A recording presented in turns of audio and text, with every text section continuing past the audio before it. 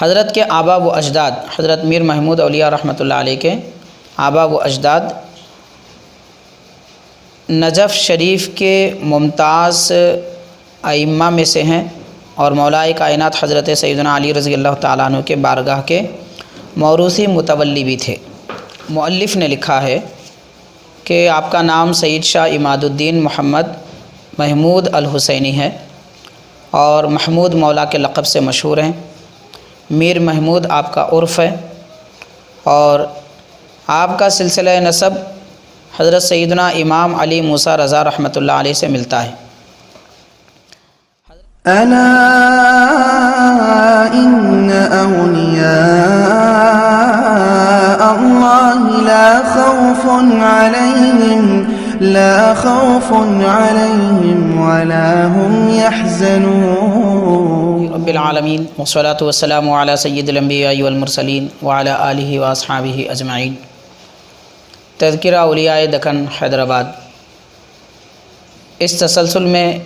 آج ہم انشاءاللہ تعالی حیدرآباد کے اولیاء کرام میں برگزیدہ شخصیت حضرت میر محمود اولیاء نعمت اللہ رحمۃ اللہ علیہ کا تذکرہ پاک کرنے کی سعادت حاصل کریں گے۔ آپ کے متعلق تذکرہ اولیاء حیدرآباد کے مؤلف نے لکھا ہے کہ آپ کا نام سید شاہ عماد الدین محمد محمود الحسینی ہے اور محمود مولا کے لقب سے مشہور ہیں۔ میر محمود آپ کا عرف ہے اور آپ کا سلسلہ نسب حضرت سیدنا امام علی موسیٰ رضا رحمۃ اللہ علیہ سے ملتا ہے۔ حضرت کے آبا و اجداد حضرت میر محمود اولیاء رحمۃ اللہ علیہ کے آبا و اجداد نجف شریف کے ممتاز ائمہ میں سے ہیں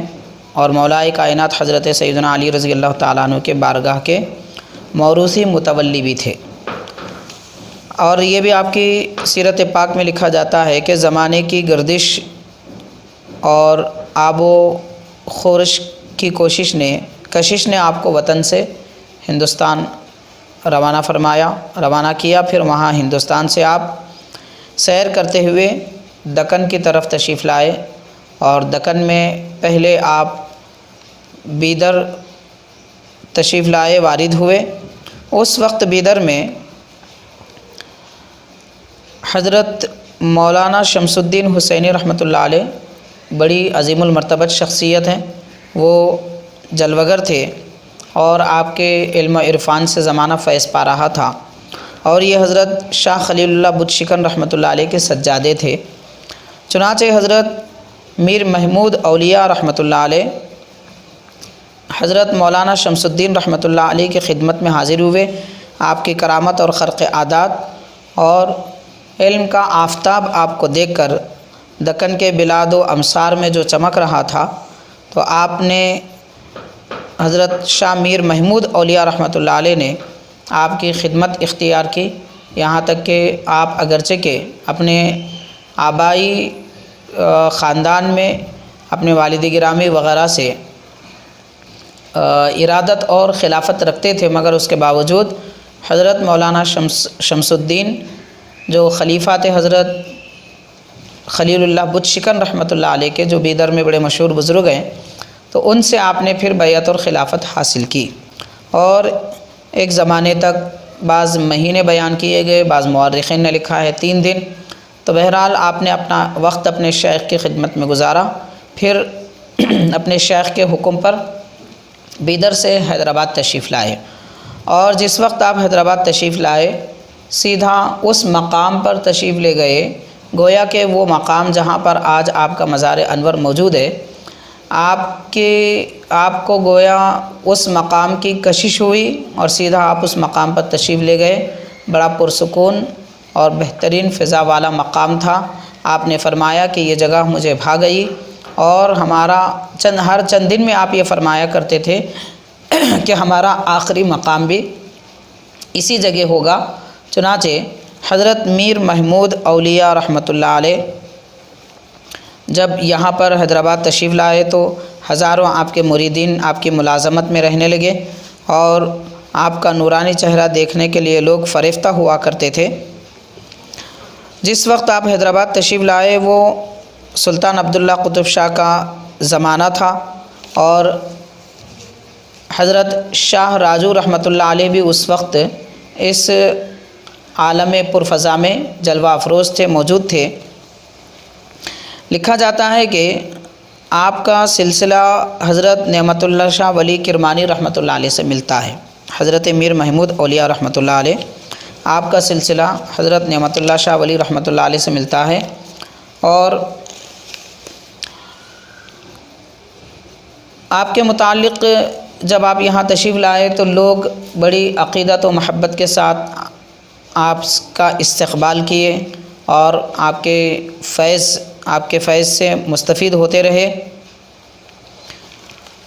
آپ یہاں تشریف لانے کے بعد من جملہ آپ کے خرق عادات و کرامات میں اور آپ کی شان ولایت کے متعلق یہ لکھا جاتا ہے، جیسا کہ صاحب محبوب ذو المنن نے لکھا ہے، اور تذکرہ اولیاء حیدرآباد میں بھی موجود ہے، علاوہ اس کے تاریخ خورشید جاہی میں بھی تذکرہ آپ کا اور آپ کے دو اور صاحبزادے اور آپ کے پوترے، یعنی صاحبزادے حضرت شمس الدین رحمۃ اللہ علیہ جو شمس مولا کے نام سے مشہور تھے،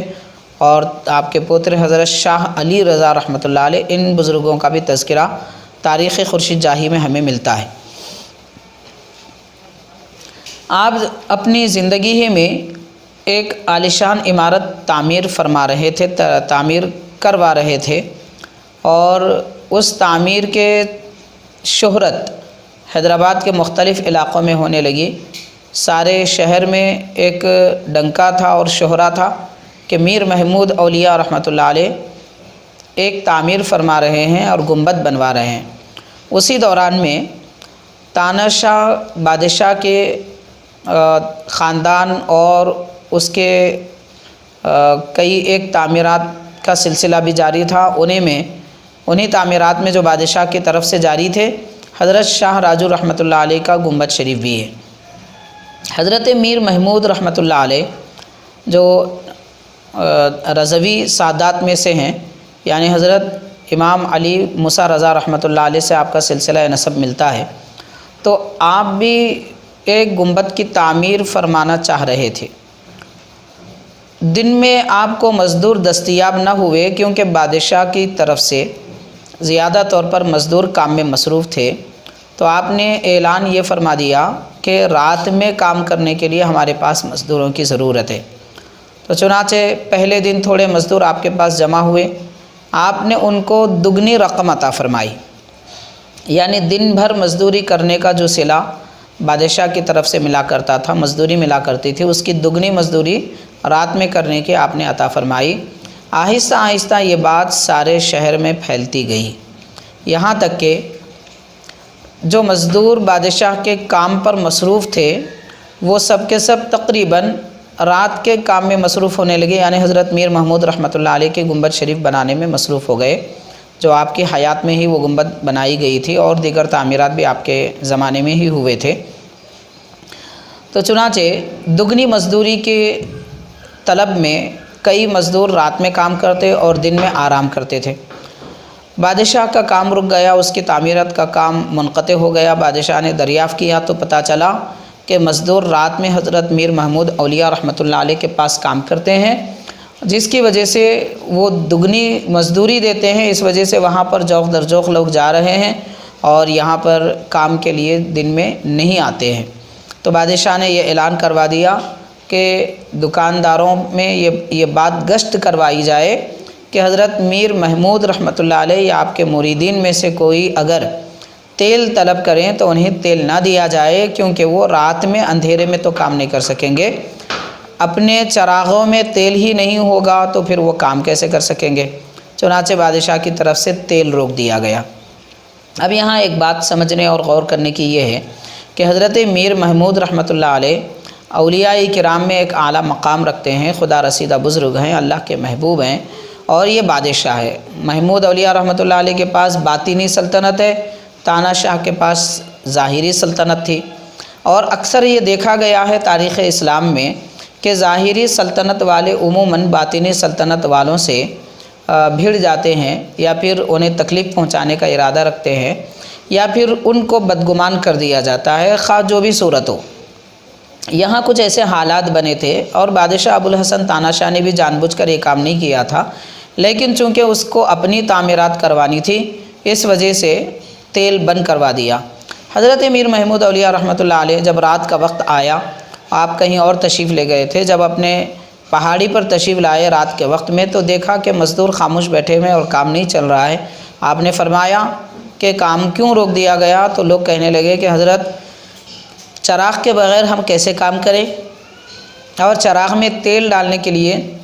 چراغ جلانے کے لیے ہمارے پاس تیل موجود نہیں ہے۔ تو آپ نے فرمایا تیل خرید کیوں نہیں لیتے؟ تو لوگوں نے کہا کہ تیل تو ہم خرید لیتے لیکن کوئی دکاندار ہمیں تیل دینے کے لیے تیار نہیں ہے۔ اس سے اس بات کا ہمیں پتہ چلتا ہے کہ حضرت میر محمود رحمۃ اللہ علیہ کے مریدین باضابطہ سارے شہر میں حیدرآباد میں مشہور تھے کہ کون آپ کے مرید ہیں، یا پھر کوئی خاص آپ کی علامت تھی جنہیں دیکھ کر پہچان لیا جاتا تھا کہ یہ حضرت کے مرید ہیں۔ بہرحال انہیں تیل نہیں دیا جاتا تھا۔ حضرت میر محمود رحمۃ اللہ علیہ نے فرمایا کوئی بات نہیں کہ ہمارے مکان کے پیچھے، دیوار کے پیچھے جو بولی ہے، کنواں ہے، اس کا پانی استعمال کرو اور چراغ چلاؤ۔ چنانچہ دیکھا گیا کہ وہ پانی جو آگ بجھانے کا کام کرتا ہے، حضرت محمود اولیاء رحمۃ اللہ علیہ کی توجہ سے اور آپ کے فرمانے سے وہی پانی تیل کا کام کرنے لگا، چراغ جلائے گئے اور تعمیر جاری ہوئی۔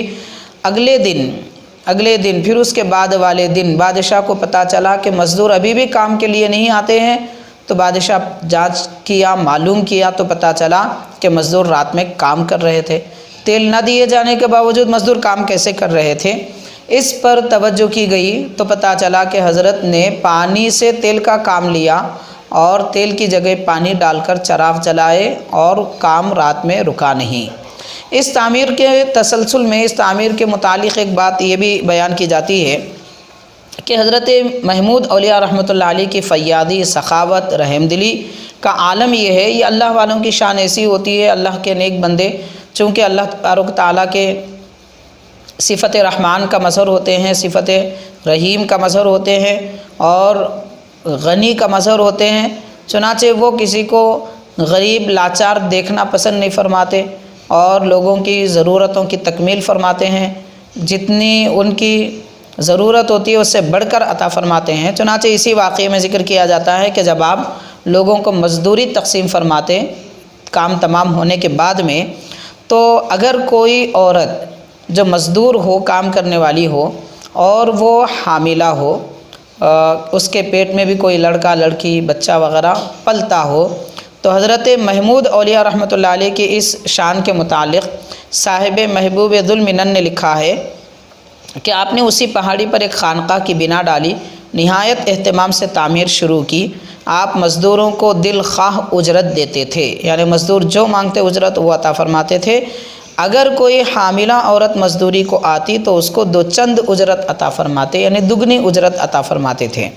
اور اس وقت یہ ارشاد فرماتے کہ ایک مزدوری تمہاری اور دوسرا تمہارا بچہ جو کام کر رہا ہے یا پھر مصروف ہے تمہاری محبت کا، تمہاری توجہ کی، اب اس پر تمہاری توجہ اس سے ہٹی ہوئی ہے، اس کا بھی عوض اس بچے کو عطا فرماتے تھے۔ یہ مہربانی حضرت میر محمود اولیاء رحمۃ اللہ علیہ کی ہوا کرتی تھی۔ حاضرین، بزرگان دین اولیاء کرام کے شان و عظمت وغیرہ اس انداز سے بیان کی گئی ہے، جیسا کہ یہ بھی لکھا گیا بعض روایت میں کہ اس زمانے میں حضرت شاہ راجو رحمۃ اللہ علیہ کی گنبد شریف بھی تیار ہو رہی تھی۔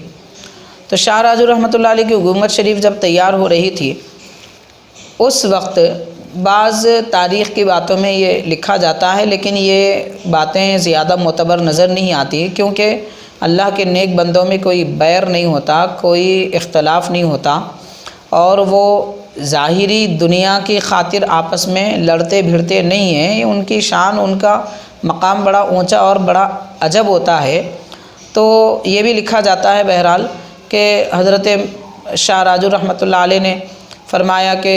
تیل بند کر دیا جائے، اور حضرت محمود اولیاء رحمۃ اللہ علیہ نے فرمایا آپ ہم سے یہ کہتے ہیں تو آپ کی گنبد کبھی تیار نہیں ہوگی۔ اور کبھی گنبد کی تکمیل نہیں ہوگی۔ لوگ کہتے ہیں اسی وجہ سے دیکھا جاتا ہے کہ آپ کی گنبد سیاہ اور کالی پڑی ہوئی ہے اور اس کی کوئی رنگت نہیں ہوئی، اس پر کوئی کلر نہیں ڈالا گیا، چونا نہیں ڈالا گیا، تکمیل نہیں ہوئی، وغیرہ وغیرہ ہم اقسام کی باتیں ہوتی ہیں، گچھی نہیں کی گئی وغیرہ۔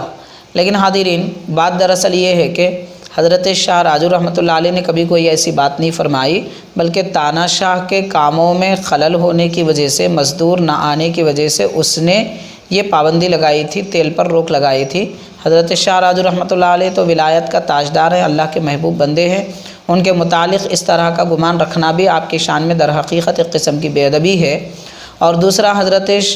میر محمود اولیاء رحمۃ اللہ علیہ جو خود بجائے خود ولایت کے تاجدار ہیں، وہ کسی دوسرے ولی کے متعلق کوئی بد کلامی کیوں کریں گے؟ بہرحال یہ ایک تاریخ کی باتیں ہیں، ان کی طرف ہمیں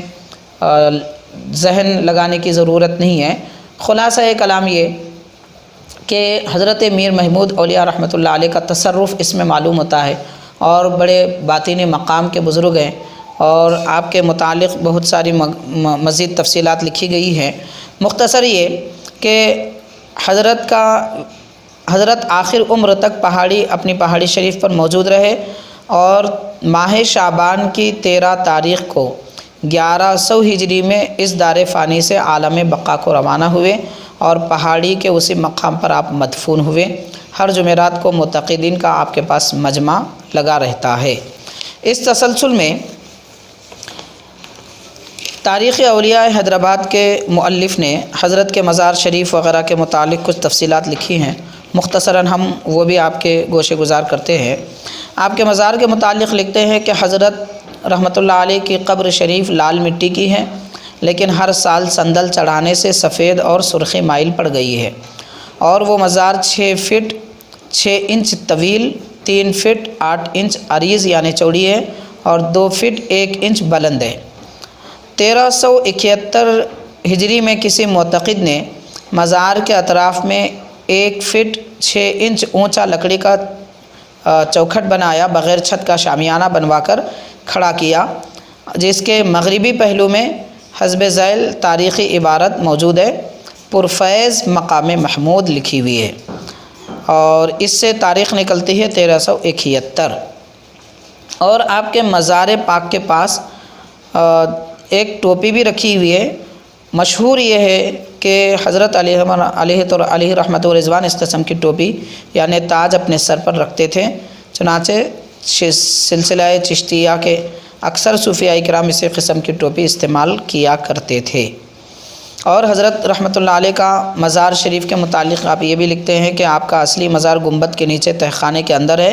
تہہ خانے میں جانے کا راستہ اسی چبوترے کے شمالی حصے میں سے موجود ہے جس پر گنبد واقع ہے۔ چبوترا فرش سیلو سے آراستہ ہے۔ بے حرمتی کی روک تھام کے لیے 50 برس سے یہ راستہ بند کر دیا گیا ہے، اور اس کے منہ پر پتھر کی سلیں یعنی کڑیاں رکھ دی گئی ہیں جو عام طور پر نظر آتی ہیں اور پہچانی جا سکتی ہیں۔ علاوہ اس کے آپ یہ بھی لکھتے ہیں کہ صحن درگاہ میں ایک چھوٹی سی مسجد ہے جس کی پرانی چھت بوسیدہ ہونے کی وجہ سے بدل دے جا کر سیمنٹ کی نئی چھت ڈال دی گئی ہے۔ مسجد کے جانب شمال میں پختہ اور وسیع خانقاہ موجود ہے، اور جو زینہ بزینہ 3 درجوں میں تقسیم ہے۔ خانقاہ کے بالائی حصے کی کمانوں اور چھت پر ابھرے ہوئے نقش و نگار میں یہ لکھا ہوا ہے، یا اللہ المحمود فی کل فعالہ، یعنی اے اللہ تو قابل تعریف ہے اور ہر کام میں تیرے تعریف ہے کہ تو جو چاہے کرے۔ اس میں اشارہ ہے کہ اللہ کی صفت محمود کا مظہر حضرت میر محمود اولیاء رحمۃ اللہ علیہ کو بتایا گیا ہے۔ بہرحال مختصر یہ آپ کے تذکرے کے متعلق چند باتیں تھیں۔ آپ کے صاحبزادے حضرت شمس الدین رحمۃ اللہ علیہ جو شمس مولا کے نام سے مشہور ہے، ان کے صاحبزادے حضرت شاہ علی رضا رحمۃ اللہ علیہ ہیں۔ ان بزرگ کے متعلق یعنی حضرت میر محمود اولیاء رحمۃ اللہ علیہ کے پوترے حضرت کے متعلق لکھا جاتا ہے کہ آپ بڑے شان و شوکت کی زندگی آپ گزارا کرتے تھے۔ ظاہری کمال بھی تھا، باطنی کمال بھی تھا، اور آپ کے کشف قلب کا عالم یہ تھا، روحانی کیفیت کا حال یہ تھا کہ اگر کوئی باوضو بھری محفل میں بھی درود شریف یا کوئی قرآن پاک کی آیت پڑھتے ہوئے آپ کی طرف توجہ کرتا تو فوراً آپ اس کی طرف پلٹ کر رحمت کی نظر فرماتے اور کرم کا التفات فرماتے اور اسے دیکھ کر مسکرایا کرتے تھے۔ تو بھری محفل میں بھی لوگوں کے دلوں کے حال سے آپ واقف ہوا کرتے تھے۔ ایسے اللہ کے نیک اور محبوب بندے ہیں کہ اللہ تبارک و تعالیٰ نے ان کے قلوب کو پاکیزہ بنایا اور ان کو رحمت والی نعمتوں والی زندگی عطا فرمائی۔ وہ دنیا میں بھی شاد کام رہے، آخرت میں بھی ان کے لیے شادمانی مقدر ہے۔ اللہ تعالیٰ ان کا فیض ہم سب کو عطا فرمائے اور ہماری اس مختصر سی کاوش کو اپنے دربار میں قبول فرما کر حضرت میر محمود اولیاء رحمۃ اللہ علیہ کا ذکر پاک کی برکتوں سے ہمیں مالا مال فرمائے اور اس کاوش کو اپنے دربار میں قبول فرمائے۔